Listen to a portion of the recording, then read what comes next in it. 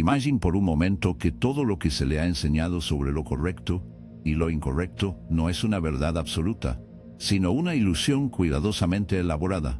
Esa moralidad, lejos de ser una ley universal, es, de hecho, un sistema creado para dar forma y controlar el comportamiento humano. ¿Qué pasaría si los conceptos del bien y el mal, que se han arraigado en nosotros desde la infancia, no fueran verdades eternas, sino herramientas de poder? ¿Qué pasa si todo lo que creías sobre la moralidad fue diseñado para no liberar, sino para domesticarlo? Hoy, nos estamos sumergiendo en una de las ideas más controvertidas e inquietantes de la filosofía, la afirmación de que la moral, como la conocemos, no es un reflejo de una verdad más alta, sino un constructo impuesto sobre el orden y la sumisión. Esta idea radical, desarrollada por Friedrich Nietzsche en Beyond Good and Evil, desafía la base misma de cómo entendemos la ética, la justicia y la naturaleza humana. Al final de este viaje, te enfrentarás a una verdad tan poderosa que puede cambiar completamente la forma en que ve el mundo y a ti mismo. Nietzsche no era simplemente un filósofo, era un retador de las convenciones, un destructor de ilusiones, un pensador que se atrevió a mirar más allá del reconfortante velo de la moralidad y enfrentar la realidad cruda, a menudo brutal, de la existencia humana. Su trabajo, Beyond Good and Evil, es una invitación para superar las dualidades simplistas de lo correcto y lo incorrecto y adoptar una perspectiva más alta y profunda de la vida. Pero para comprender la profundidad total de su argumento, primero debemos entender cómo llegó a ser la moralidad en sí y por qué puede no ser lo que creemos que es. Considere esto cuando dices que algo es bueno o malvado. ¿Qué quieres decir? La mayoría de las personas asumen que estos términos se refieren a verdades morales objetivas, ideas que existen independientemente de las opiniones humanas, escritas en el tejido de la realidad misma. Pero Nietzsche argumentó que la moralidad no es una característica inherente del universo, en cambio, es una construcción histórica y social, una que ha sido moldeada y remodelada durante siglos por aquellos en el poder. Según Nietzsche, hay dos tipos principales de moralidad: la moral maestra y la moral de esclavos. La moral maestra es la moralidad de los fuertes, la moralidad de aquellos que afirman la vida, toman riesgos y creen sus propios valores. Está arraigado en la excelencia personal, el poder y la afirmación de la propia existencia. La moral de esclavos, por otro lado, es la moralidad de los débiles, aquellos que carecen de poder e influencia. Se basa en el resentimiento, en el rechazo de la fuerza y en la glorificación de la humildad, la mansedumbre y el sufrimiento como virtudes. La moral de esclavos, argumentó Nietzsche, nació de un profundo resentimiento hacia aquellos que son fuertes, exitosos e independientes. En lugar de esforzarse por elevarse, los débiles crearon un sistema moral que demonizaba el poder y la fuerza mientras alababa la sumisión y el sacrificio propio. Este cambio en los valores fue, según Nietzsche, una de las transformaciones más significativas en la historia humana, una transformación que condujo a la adopción generalizada de códigos morales que suprimen la individualidad y fomentan la conformidad.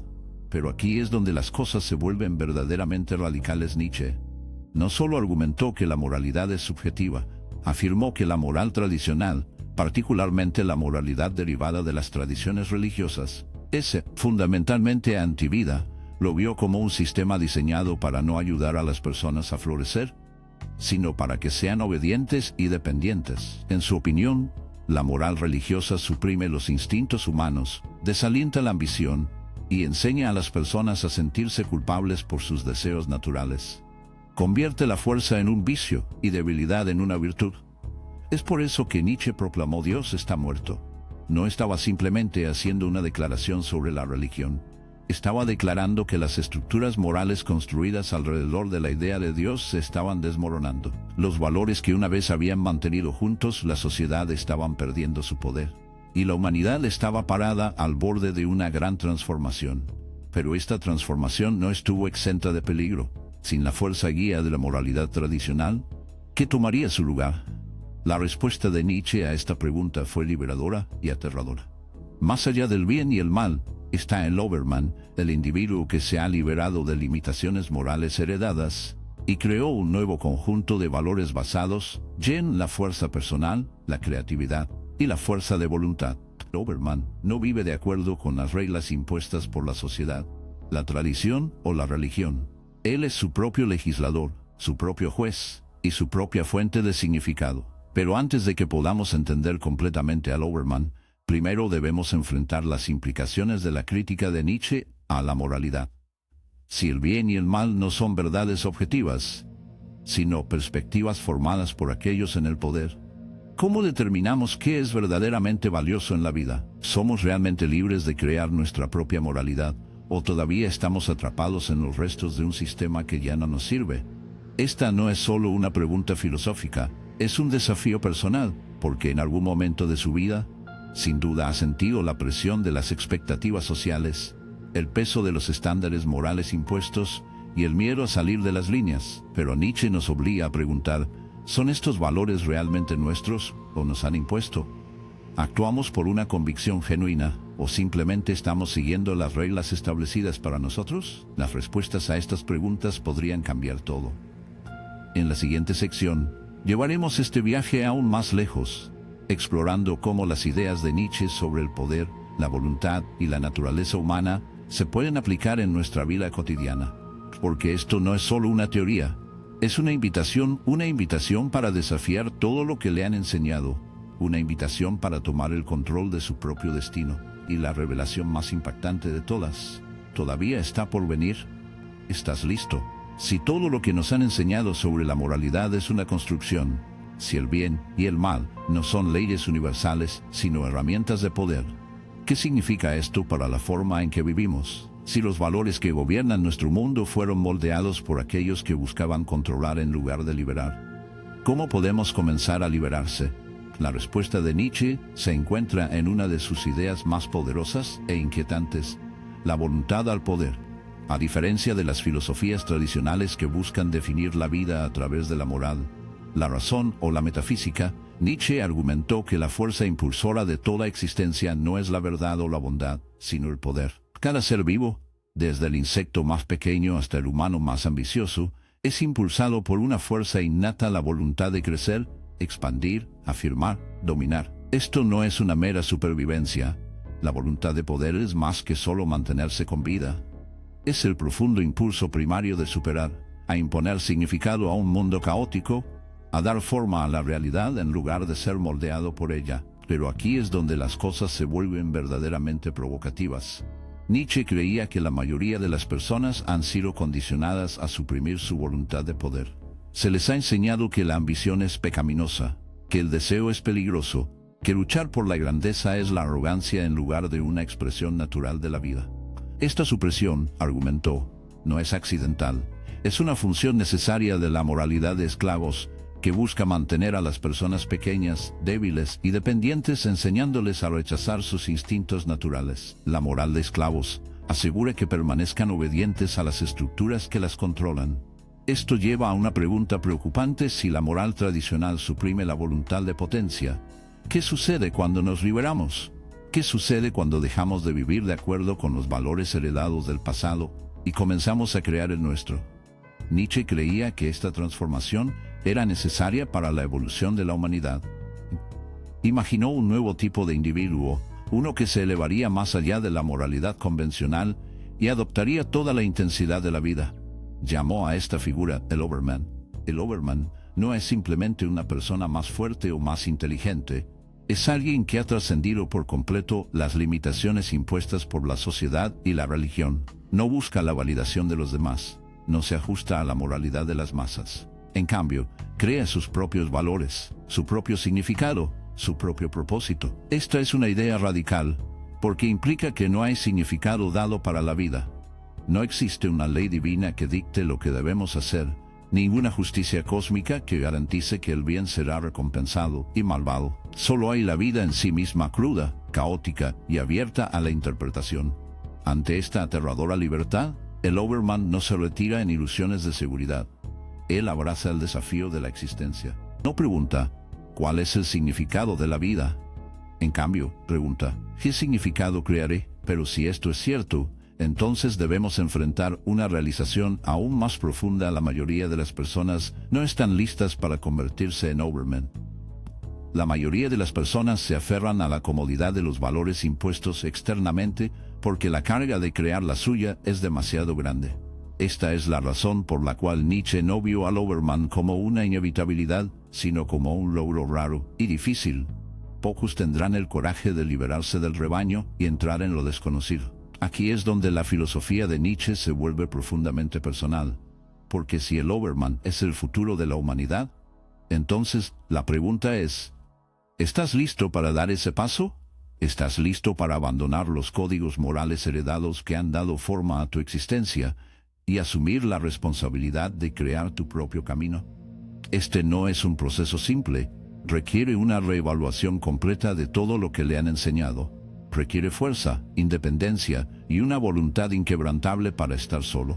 Pero la recompensa no tiene paralelo o verdadera libertad, no la ilusión de la libertad otorgada por la sociedad, sino la genuina libertad indomable de alguien que se responde solo a sí mismo. Y sin embargo, hay algo aún más inquietante en la visión de Nietzsche, porque si la moralidad es una construcción, si el bien y el mal son meras perspectivas, entonces debemos preguntar, ¿qué le sucede a la justicia? ¿Qué sucede con los derechos humanos? ¿Qué sucede con los principios que mantienen unidas a la civilización? ¿Son estas también ilusiones? ¿Son simplemente herramientas de potencia utilizadas por un grupo para controlar otro? Es una construcción. Si el bien y el mal son meras perspectivas, entonces debemos preguntar, ¿qué le sucede a la justicia? ¿Qué sucede con los derechos humanos? ¿Qué sucede con los principios que mantienen unidas a la civilización? ¿Son estas también ilusiones? ¿Son simplemente herramientas de potencia utilizadas por un grupo para controlar otro? Estas preguntas nos llevan a un territorio peligroso, porque si seguimos la lógica de Nietzsche hasta su conclusión, llegamos a un mundo sin absolutos morales, un mundo donde la fuerza y la crédita son las únicas medidas de valor verdaderas, un mundo en el que el individuo debe asumir toda la responsabilidad de su propia existencia sin una guía externa en la que apoyarse. Y aquí se encuentra el mayor desafío de todos.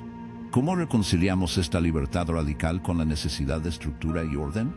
¿Cómo avanzamos más allá de la moralidad tradicional sin descender al caos? ¿Es posible crear una nueva moralidad, una que no se basa en el miedo, la debilidad o la sumisión, sino en la fuerza, la creatividad y el autoestéreo?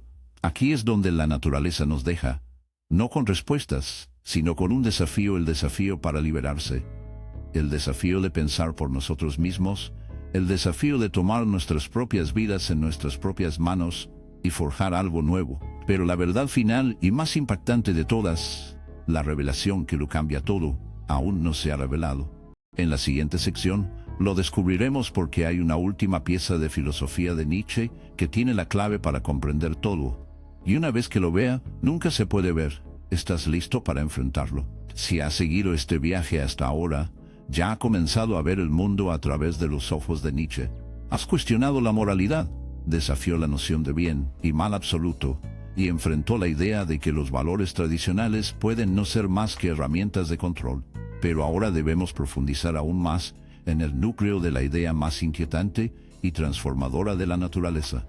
Todo lo que hemos explorado hasta ahora conduce a una conclusión final: si la moralidad no es absoluta, si los seres humanos son impulsados por la voluntad de poder, y si el Overman representa el futuro de la humanidad, ¿cómo deberíamos vivir? ¿Cómo debemos actuar en un mundo donde se crean los valores, no se descubren? La respuesta de la naturaleza es tan audaz como aterradora: recurrencia eterna. La recurrencia eterna es una de las ideas más incomprendidas y radicales en toda la filosofía. No es simplemente un experimento mental, es un desafío, uno que te obliga a reconsiderar la forma en que vives tu vida. Imagina esto: ¿qué pasaría si, en el momento de su muerte, le dijeron que tendrías que vivir esta vida exacta de nuevo? No una vez, sino sin cesar. Cada decisión, cada alegría, cada error, cada arrepentimiento, repetido en un ciclo infinito sin escape. ¿Cajonarías este destino o lo aceptarías? Nietzsche creía que la forma en que respondemos a esta idea revela todo sobre nuestra relación con la existencia. Si la idea de revivir su vida lo llena de temor, es una señal de que no está viviendo auténticamente, que, de alguna manera, está traicionando su propia naturaleza. Pero si puede mirar su vida y decir que sí, si puede afirmar cada momento, cada lucha y cada triunfo, entonces ha alcanzado el estado más alto de ser, Has trascendido el miedo al sufrimiento y abrazado la vida en su totalidad. Esto es lo que significa ir más allá del bien y el mal. No es solo rechazar la moralidad tradicional. Está afirmando la vida misma. Y cada triunfo, entonces, has alcanzado el estado más alto de ser. Has trascendido el miedo al sufrimiento y abrazado la vida en su totalidad. Esto es lo que significa ir más allá del bien y el mal. No es solo rechazar la moralidad tradicional. Está afirmando la vida misma con todo su caos, dolor e incertidumbre. Está diciendo que sí a la existencia, no porque sea perfecto, sino porque es tuyo. Esta es la mentalidad del Overman, no alguien que busque la felicidad en el sentido convencional, sino alguien que toma plena propiedad de su existencia sin dudarlo, sin arrepentirse. Pero hagamos una pausa por un momento y reflexionemos. ¿Cuántas personas realmente viven de esta manera? ¿Cuántos de nosotros aceptamos nuestras vidas como son, sin desear escapar, sin esperar alguna recompensa final o justicia divina? La mayoría de las personas viven como si la vida fuera una carga, como si el sufrimiento fuera algo que se debe evitar a toda costa. Buscan consuelo, seguridad y validación de otros. Viven en anticipación de un futuro que de alguna manera justificará sus luchas actuales. Pero Nietzsche nos dice que esta es una ilusión. El único momento que importa es ahora, y la única vida que vale la pena vivir es la que elegirías vivir sin cesar. Aquí es donde la filosofía de la naturaleza se convierte en algo más que teoría, se convierte en un llamado a la acción, porque si se toma en serio la recurrencia eterna, ya no puede permitirse perder su tiempo. Ya no puedes vivir con miedo. Cada decisión se vuelve infinitamente significativa, porque no solo la está logrando para hoy, lo estás haciendo por la eternidad. Así que pregúntese, si tuviera que vivir este momento para siempre, ¿cambiaría algo? ¿Estás viviendo de una manera que repetirías voluntariamente por toda la eternidad? Si la respuesta es no, ¿qué estás esperando? ¿Qué te impide convertirte en el creador de tus propios valores, el maestro de tu propio destino? La filosofía de la naturaleza no es para los débiles de corazón. Exige coraje, responsabilidad y una voluntad inquebrantable para dar forma a su propio destino. Le pide que se encuentre solo, que rechace las mentiras reconfortantes de la moralidad convencional y que abrazan la realidad cruda e indómita de la existencia. Pero aquellos que se atreven a tomar este camino encontrarán algo que pocos experimentarán: la verdadera libertad. Pero hay una última verdad, una revelación final que une todo, una verdad tan profunda que puede cambiar completamente la forma en que te ves a ti mismo y al mundo que te rodea. En la sección siguiente y final la descubriremos, debido a que hay una pieza final de la visión de la naturaleza que se enfoca todo. Y una vez que lo ves, nunca podrás volver a la forma en que antes. ¿Estás listo para la verdad definitiva? Y ahora llegamos a la revelación final y más inquietante, la verdad que reúne todo. La comprensión de que, una vez comprendida, cambia para siempre la forma en que ves el mundo y a ti mismo. Si hemos seguido el camino de la naturaleza hasta ahora, hemos desmantelado la ilusión de la moralidad absoluta.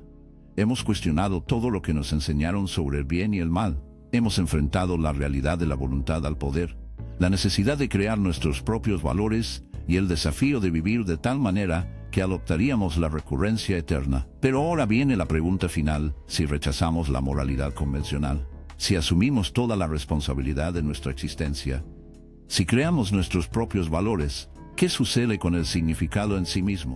Valores y el desafío de vivir de tal manera que adoptaríamos la recurrencia eterna. Pero ahora viene la pregunta final: si rechazamos la moralidad convencional, si asumimos toda la responsabilidad de nuestra existencia, si creamos nuestros propios valores, ¿qué sucede con el significado en sí mismo? Esta es la pregunta aterradora en el corazón de la filosofía de Nietzsche. Porque una vez que eliminamos las estructuras heredadas que han guiado a la humanidad durante siglos, una vez que pasamos más allá del bien y el mal, ¿qué queda? ¿Qué nos impide caer en el caos, al nihilismo, a la creencia de que la vida misma no tiene sentido? Y aquí es donde Nietzsche ofrece su advertencia más grande y crucial: la muerte de Dios. No es solo la muerte de la religión, es la muerte del significado tal como lo conocemos. Cuando Nietzsche declaró Dios está muerto, no estaba celebrando, nos estaba advirtiendo de la crisis por venir. El colapso de la moral tradicional no conduce automáticamente a la liberación, conduce a un vacío, un vacío que debe ser lleno por nuevos valores o consumido por la desesperación. Esto es lo que más temía. Nietzsche no es que la gente rechace la religión, sino que la reemplazarían con nada, que sin sistemas morales externos para guiarlos, caerían en el nihilismo, la creencia de que la vida no tiene propósito, ni dirección, ni importancia. Vio esto como el gran peligro de la modernidad, un mundo sin fe, sin absolutos, sin propósito, a la deriva sin rumbo, llenando el vacío de distracciones, entretenimiento o ideologías superficiales que ofrecen comodidad pero sin base real. Y así, el desafío final de Nietzsche es el más difícil de todo. ¿Puedes crear tu propio significado? Puede, sin confiar en las creencias heredadas, sin apoyarse en las muletas de la moralidad convencional, sin buscar la validación de los demás, mirar la existencia en su forma más pura y decir sí, esto es suficiente. ¿Crearé significado a partir de esto? Esta es la prueba definitiva del Overman, porque el Overman no es solo alguien que rechaza los valores antiguos.